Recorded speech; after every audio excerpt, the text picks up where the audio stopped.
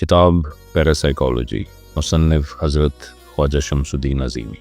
کالو بلا، مذہبی دانشور کہتے ہیں کہ آدمی اللہ کی آواز نہیں سن سکتا۔ ایک بڑا گروہ ایسا بھی ہے جو اس بات پر یقین رکھتا ہے کہ اللہ کو دیکھنا بھی ممکن نہیں ہے۔ اس دنیا ناپیدا کنار میں ایسے لوگ بھی موجود ہیں جو روحانی قدروں کو مفروضہ، فکشن اور قوت متخیلہ قرار دیتے ہیں۔ اس کے نتیجے میں دنیا میں بڑی آبادی اللہ سے ہم کلام نہیں ہو سکی۔ فقراء کا یہ کہنا ہے کہ بندہ اللہ کا عرفان حاصل کر کے اللہ سے ہم کلام ہو سکتا ہے، یا کوئی بندہ اگر اللہ کو دیکھنا چاہے تو دیکھ سکتا ہے۔ اللہ سے بندے کی قربت اور دوری، یہ دونوں باتیں قرآن پاک میں بیان کی گئی ہیں۔ اللہ نے تخلیق کائنات کے بعد جب کائنات کو مخاطب کر کے فرمایا الست بربکم، میں تمہارا رب ہوں، مخلوق نے جواباً عرض کیا جی ہاں، ہم اس بات کا اقرار کرتے ہیں اور عہد کرتے ہیں کہ آپ ہمارے رب ہیں۔ کوتا عقل والا بندہ بھی اس بات کو آسانی کے ساتھ سمجھ سکتا ہے کہ اللہ نے جب مخاطب کیا تو مخلوق کے کان میں آواز پڑی۔ جیسے ہی کان میں آواز پڑی، مخلوق کی نظر اٹھی اور مخلوق نے اللہ کو دیکھا۔ دیکھنے کے بعد مخلوق فوراً پکار اٹھی کہ جی ہاں، ہم اس بات کا اقرار کرتے ہیں کہ آپ ہمارے رب ہیں۔ قرآن پاک نے دو باتوں کی وضاحت کی ہے: اللہ کی آواز سننا اور آواز سن کر اللہ کو دیکھنا اور دیکھنے کے بعد اقرار کرنا۔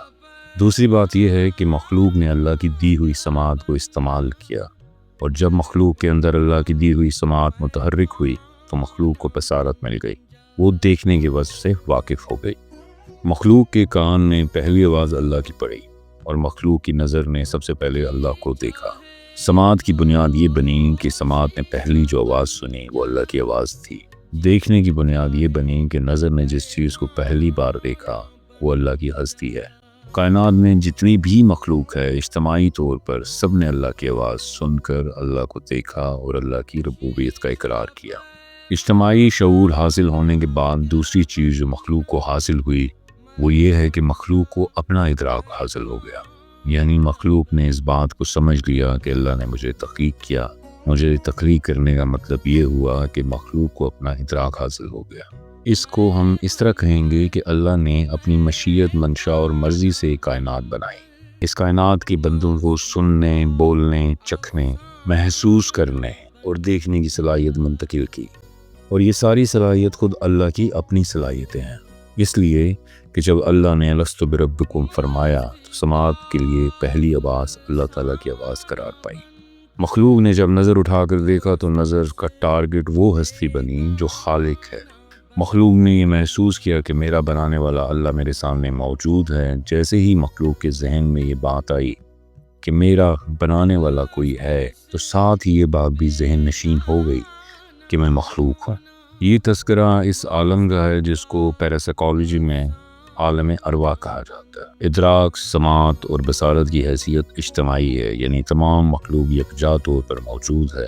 مخلوق میں کبوتر، چڑیا، بیل گائے، بھینس، جنات، فرشتے، آدم وغیرہ ہیں۔ اس تخاطب اور اقرار کے بعد ہر ایک کو اپنا اپنا ادراک حاصل ہوا تو مخلوق نے خود کو پہچانا۔ پہچاننے سے مراد یہ ہے کہ الگ الگ نوعیں بن گئی۔ اب نوعی پروگرام مرتب ہو کر لوح محفوظ پر آیا۔ لوح محفوظ سے یہ پروگرام تقسیم ہو کر ہر نوع کا انفرادی پروگرام بن گیا۔ جہاں نوعیں انفرادی حیثیت میں متعارف ہوئیں، اس کا نام پیراسائیکالوجی میں حظیرہ ہے۔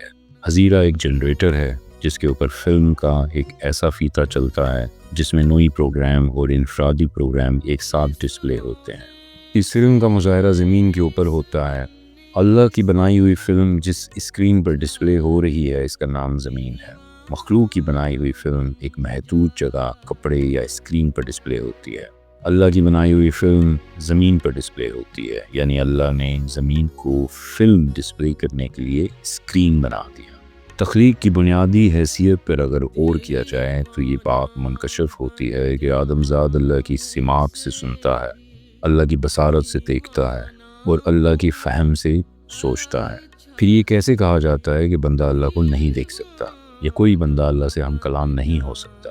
اللہ کو دیکھنے کی طرف متوجہ نہ ہونا اور اللہ کی آواز سننے کے لیے جد و جہد اور کوشش نہ کرنا بدبختی اور بدنصیبی کے علاوہ کچھ نہیں ہے۔ جو بندے اللہ کی قربت کے لیے، اللہ کی آواز سننے کے لیے اللہ کو دیکھنے کے لیے جدوجہد اور کوشش کرتے ہیں، ان کی کوشش اس لیے کامیاب ہوتی ہے کہ وہ جس نظر سے دیکھ رہا ہے فی الواقع وہ نظر اللہ کی نظر ہے، جس سماعت سے سن رہا ہے فی الواقع وہ اللہ کی سماعت ہے۔ فرق صرف اتنا ہے کہ ہم اس بصارت کو، جس بصارت کا ٹارگٹ اللہ ہے، بہت زیادہ محدود طرزوں میں استعمال کرتے ہیں۔